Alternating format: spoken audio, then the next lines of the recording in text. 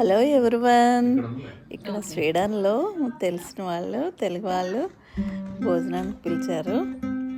బాబు అంటే వాళ్ళ పిల్లలు ఎంత హ్యాపీ ఫీల్ అయిపోయారు. వాళ్ళ ఇంటికి వాళ్ళు అమ్మమ్మ వచ్చినట్టు గిటార్ వాయించారు.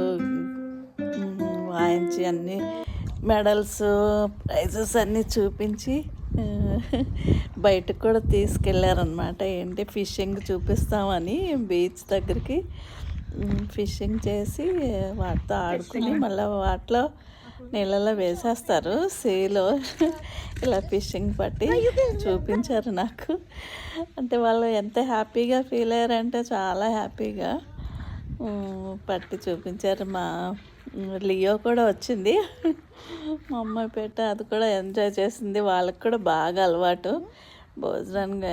ఆ రోజు బాగా గడిచింది. మీకు నచ్చిందా?